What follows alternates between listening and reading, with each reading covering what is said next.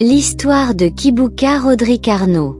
Le 20 mars 1981, à Brazzaville, dans l'arrondissement à Makelekele, quartier Météo, naquit un petit garçon nommé Kibuka Rodrick Arnaud. Il était le fils de Ntunta Romuald, surnommé Bonito, un jeune fidèle de la religion Tanrikyo installé dans l'enceinte de l'église centrale, et de Tieya Solange, une collégienne brillante de 16 ans seulement. Leur amour, né de la fougue de la jeunesse, avait suscité de vives oppositions. Les parents de Solange voyaient en elle une fille pleine d'avenir et ne voulaient pas qu'elle sacrifie ses études. Mais malgré tout, de leur union naquit Rodrick. Au début, les deux jeunes vivaient ensemble dans l'enceinte de l'église Tanrikyo. Mais très vite, les parents de Solange décidèrent de ramener leur fille à la maison familiale, au 47 rue Bitala, afin qu'elle reprenne ses études. Rodrick resta alors confié à sa grand-mère maternelle, tandis que Solange retournait chaque jour au collège. Séparé de son fils, Bonito était tourmenté. L'idée que son enfant grandisse loin de lui le rongeait. Quand Rodrick eut 2 ans, profitant d'un moment d'inattention, Bonito se rendit discrètement chez les parents de Solange et repartit avec son fils dans ses bras. Quelques voisins l'aperçurent, mais il était déjà trop tard. Craignant que les parents de Solange ne viennent récupérer l'enfant, Bonito prit une décision radicale: envoyer Rodrick au village, loin de Brazzaville.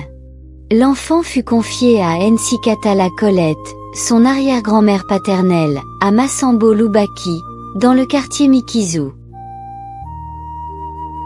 La vie de Rodrick bascula.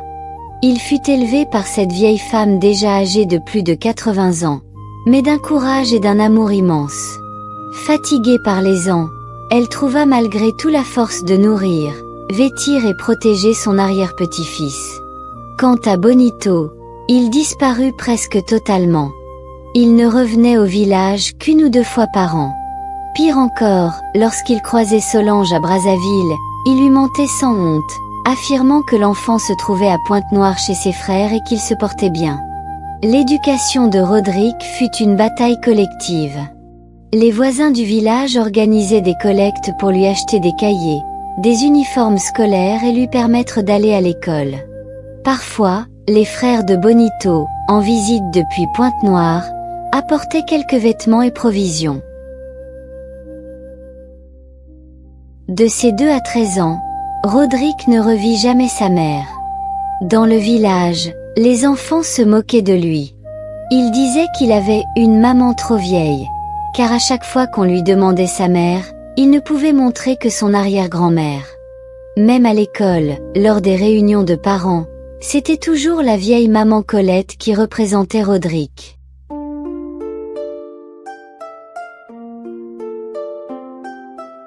À l'âge de 12 ans, alors qu'il était en classe de CM1, le destin frappa durement.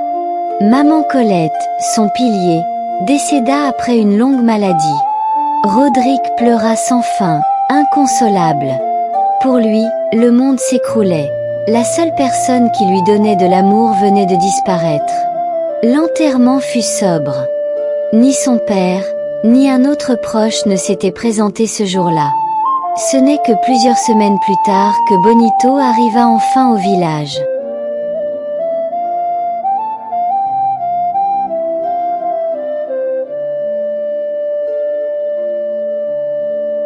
Après la mort de Colette, Bonito décida pour la première fois de s'installer véritablement à Massambo Lubaki, avec sa nouvelle épouse venue de Kindamba, appelée Viviane.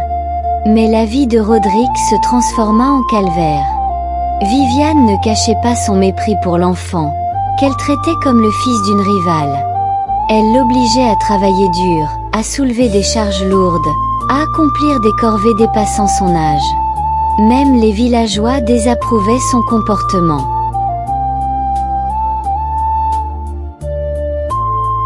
Un jour, le destin s'en mêla.